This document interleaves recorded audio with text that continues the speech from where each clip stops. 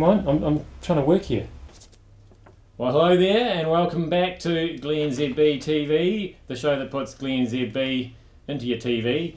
We'll start with this story. This is a slightly obscure story. You may not have heard this story. It's the Prince Frog. Yes, I've got those words around the right way, because what's happened here is that a rare species of Ecuadorian stream frog, this is big news, people, I'm surprised if you haven't heard this, has been named Hyloskirtus Prince Charlesi. That's right, in recognition of Prince Charles's efforts to safeguard the world's rainforests. This is an interesting one. I'm pretty sure the frog probably thought it already had a name, and now it's been called something else. Maybe it didn't. Maybe it had been hopping around, wondering if somebody was going to come along and name it. But anyway, I've got the guys in graphics and special effects to mock up a picture, because obviously it's in the Ecuadorian rainforest, so we don't have any pictures of it yet.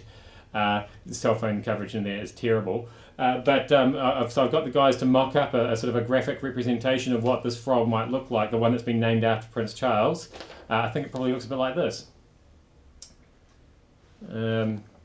Yeah, so if you see that, then you'll know what to call it now.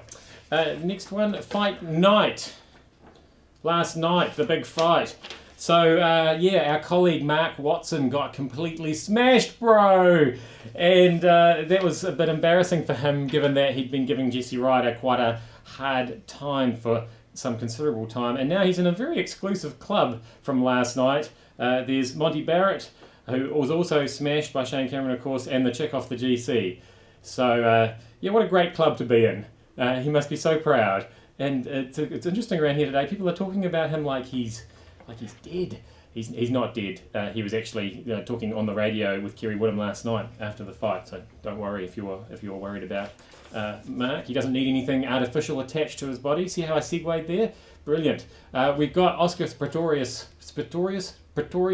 Well, the guy who's got no legs, but he's got the fake ones that he runs on, and he's been trying to run in the Olympics for ages, and now it looks like he's going to be allowed in the Olympics. This is in spite of the fact that I remember seeing some video footage of a bloke called, that's right, Steve Austin, who had all sorts of fake limbs, and it didn't seem to hold him back at all. In fact, it seemed to be a huge advantage. So I think they've got this decision wrong there. If you've got bionic legs, you shouldn't be allowed to run against able-bodied runners. That's just my take.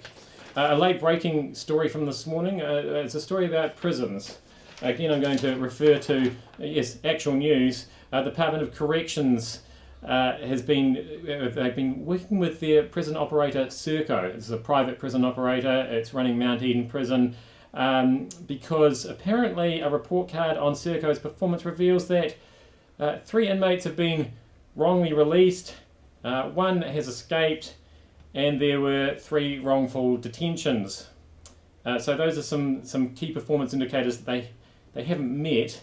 I'm wondering if they've set the key performance indicators a bit too high, and at the next performance review, perhaps they could sit down and say, we're thinking that whole no prisoners escaping thing, that's too harsh. Can we just say 1 or 2 every quarter, something like that? Make it a bit more reasonable. Just an idea. And I've got. This is the big story of the week, of course, the Higgs Boson. I'm worried. I was lying awake worrying last night about the Higgs Boson, because guess what? I actually don't believe they've done anything. Where is it? Have you seen Angels and Demons? The movie based on the Dan Brown book. It's about all this. They get the Large Hadron Collider, they get the dark matter, they put it in little jars, and then it just about causes the end of the world. Where are the jars? Where are the pictures? It's sparkly, it floats in a vacuum flask. Where is it?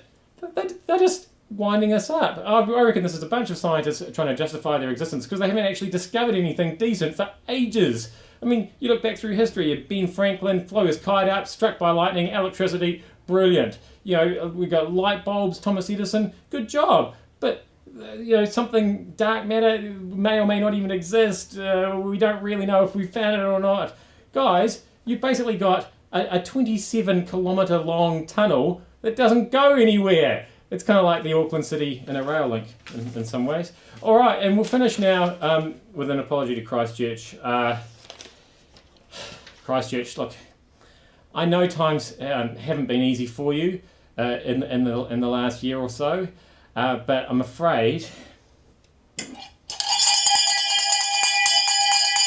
they're not going to get any better tonight.